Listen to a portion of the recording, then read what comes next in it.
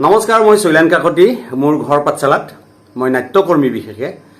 মোৰ আজি এখন ধাৰাবাহিক NK টিভিত প্ৰচাৰ হ'বলগীয়া আছিলে আৰু প্ৰচাৰ আছিল বুলি ক'লে ভয় নাখাব, নহ'ব বুলি। 8:30 বজাত আজিৰ পৰা, মানে 25 অক্টোবৰ সোমবাৰৰ পৰা। কিন্তু ইলেকশ্যনৰ কাৰণে, তেওঁলোকৰ টাইট চিডিউলৰ কাৰণে তেওঁলোকে কি কৰিলে, মোৰ চিৰিয়েলখন অকণমান পিছুৱাই দিলে। মানে চিটি লাইট গোটেই অনুষ্ঠানটোৱে অকণমান পিছুৱাই দিছে 9:45 পৰা 9:45ৰ পৰা বাজিব এই চিৰিয়েলখন।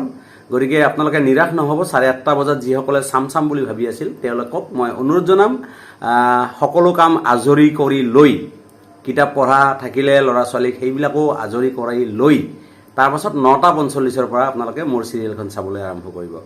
অসমৰ বিভিন্ন শিল্পীয়ে অভিনয় কৰিছে, গতিকে চাই চাগে মজা পাব। আৰু এইটো ব্যংগ কৰিছোঁ মই, ব্যংগ ধাৰাবাহিক এইখন। গতিকে সোমবাৰৰ পৰা শনিবাৰলৈকে চাবলৈ নাপাহৰিব। NK টিভিত বাজিব চিটি লাইট যোগে অফিচ। ধন্যবাদ। নামটো কি বুলি কৈছিল তই? চক্ৰ। পেপা কহা হ'ব লাগিছিল। মুখ্য মেমৰেণ্ডাম। অফিচৰ দাগ পাতা পাৰ্মিশ্যনটোৱে হৈ গ'ল। চৰকাৰী অফিচতো কাম কৰা মানুহৰো যাত্ৰাৰ কথা থাকে। দস্তুৰ মত বেআইনী। এই মাটি মোৰ মাটি নহয়, কাৰ মাটি? কিয় স্পেচিয়েল চালোচা? পাম মই কাকতি। ভাইৰ সম্পৰ্ক ছাগলী লাডৰ নিচিনা। 70ৰ ওপৰতো সন্দেহ আছে। কি কৰিছে ছাৰ?